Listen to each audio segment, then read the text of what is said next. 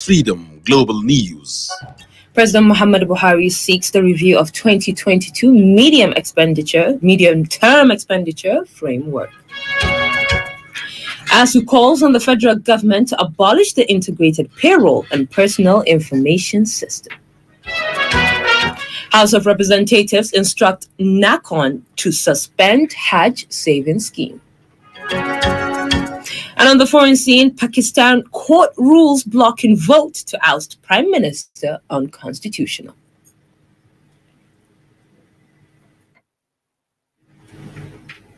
Good evening. You're listening to Freedom Global News on 99.5 FM. I am Zara Zanna. Today is the 7th of March, 2022, and now the news in full. President Muhammadu Buhari has written to the House of Representatives to seek the review of 2022 medium-term expenditure framework. In the letter read by the Speaker, Femi Gbajabiamila, at the plenary today, Buhari stated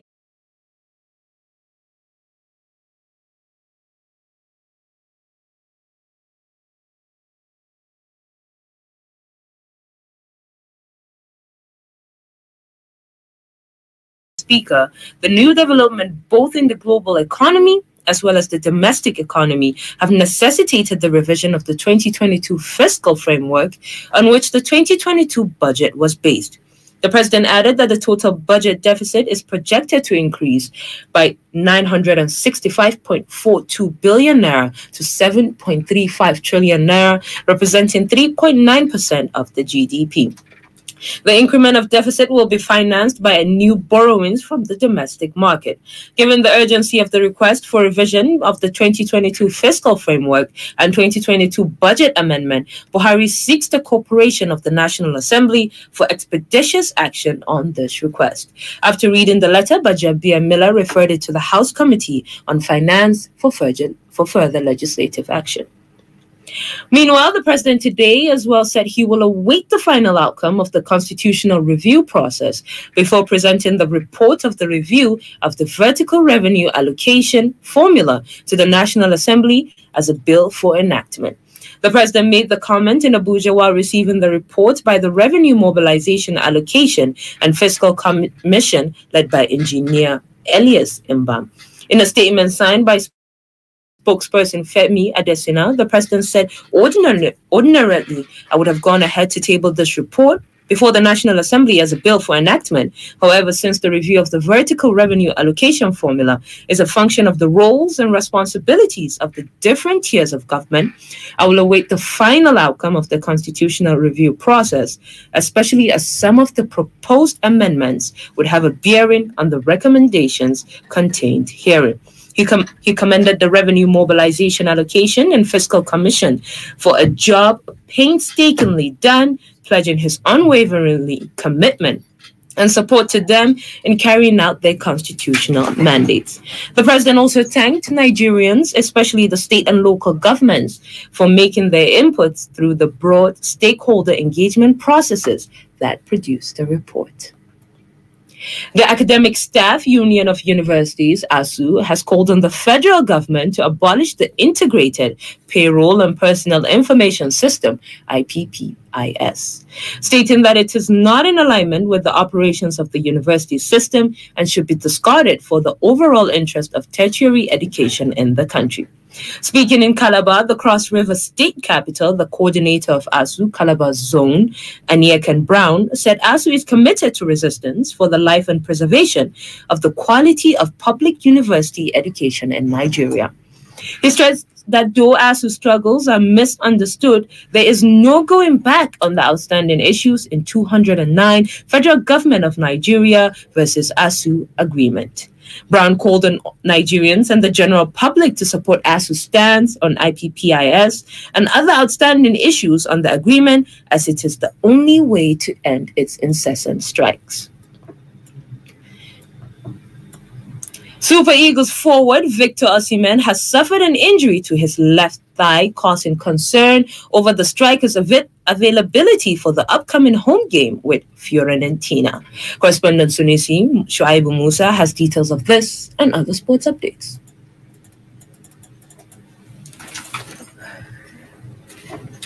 Akwai Ramadan commentary?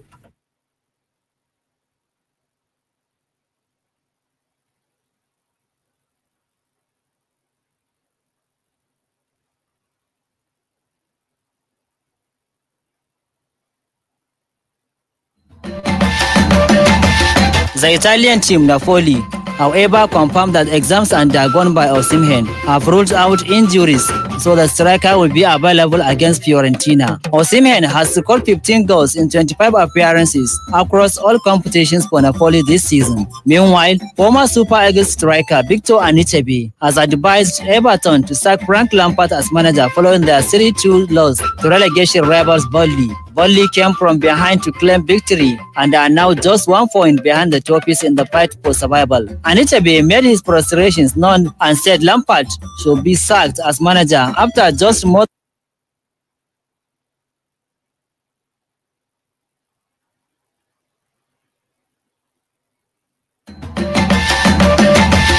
The Italian team Napoli, however, confirmed that exams undergone by Osimhen have ruled out injuries, so the striker will be available against Fiorentina. Osimhen has scored 15 goals in 25 appearances across all competitions for Napoli this season. Meanwhile, former Super Eagles striker Victor Anichebe has advised Everton to sack Frank Lampard as manager following their 3-2 loss to relegation rivals Burnley. Burnley came from behind to claim victory and are now just 1 point behind the Toffees in the fight for survival. Anichebe made his frustrations known and said Lampard should be sacked as manager after just more than 2 months in charge at Goodison Park. In another update, former Chelsea star Gus Poyet has tipped Chelsea to overturn the 3-1 deficit against Real Madrid in the second leg at the Santiago Bernabeu. Chelsea lost the first leg of their Champions League quarter-final 3-1 in London. In another development, Manchester City manager Pep Guardiola has been linked with the coaching job of Brazil's national team. Current Brazil boss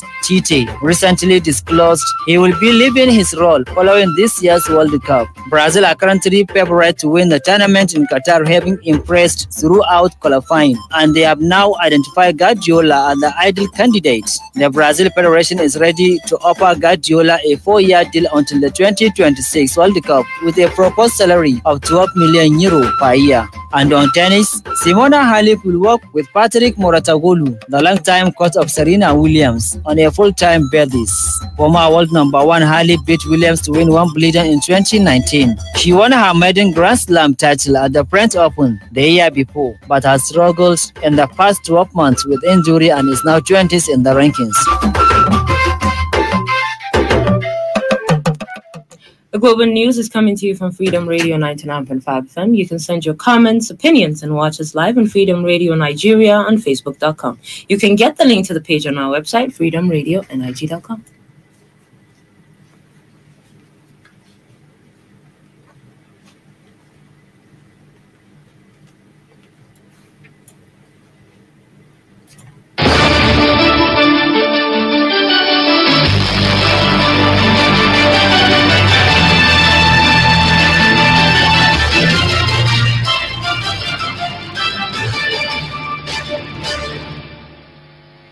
Welcome back. You're still listening to Freedom Global News and 99.5 FM.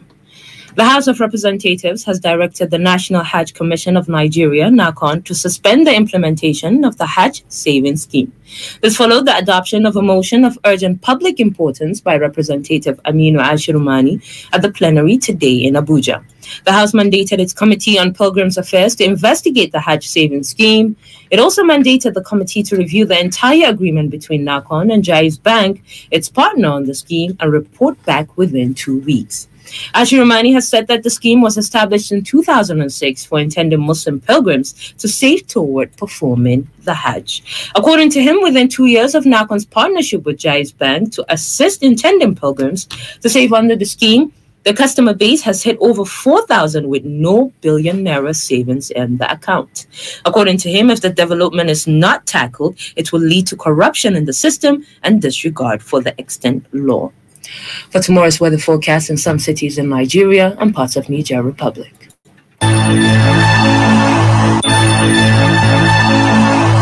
Tomorrow morning is expected to have clear skies at an average temperature of 27 degrees Celsius and later change to 38 degrees Celsius. Kaduna is expected to be sunny at 28 degrees Celsius and later increase to 33 degrees Celsius, while Katsina is expected to have sunny interval at 27 degrees Celsius and later change to 39 degrees Celsius. Lagos is expected to have light rain shower at 27 degrees Celsius and later change to 32 degrees Celsius. Moving to Niger Republic, Maradi is expected to have sunny intervals at 27 degrees Celsius, later increase to 40 degrees Celsius. And Zindar is expected to have similar weather condition at an average temperature of 28 degrees Celsius, which later increased to 40 degrees Celsius. Khadija Baba Yunus, Freedom Radio. And in business, the Central Bank of Nigeria has imposed an 800 million naira fine on 3 deposit money banks in the country for violating regulations barring customers from transacting in cryptocurrencies. According to a Bloomberg report released yesterday, the 3 banks are Access Bank PLC, Stanbic IBTC, and the United Bank for Africa PLC. The report noted that the penalties were part of efforts by the Apex Bank to ensure that banks implement an order to block trading in cryptocurrencies due to the threat they posed to Nigeria's financial system. On the foreign scene, Pakistan's Supreme Court says Prime Minister Imran Khan's move to dissolve parliament was illegal and ordered the House be restored. The decision came today after 4 days of hearings by the top court. Khan will now face a no-confidence vote by lawmakers that he had tried to sidestep. The assembly will likely convene to vote on Saturday. A major political crisis was triggered when Khan and his allies thwarted the motion by opposition lawmakers that seemed certain to unseat him. The court ruled that the move is declared to be contrary to the Constitution and of no legal effect and is set aside. We've come to the end of today's Global News. On behalf of the entire production team and Aizar Zenna, have a blissful iftar. But do stay tuned for the Hausa version of the bulletin with Aminu Halilu Tunumada.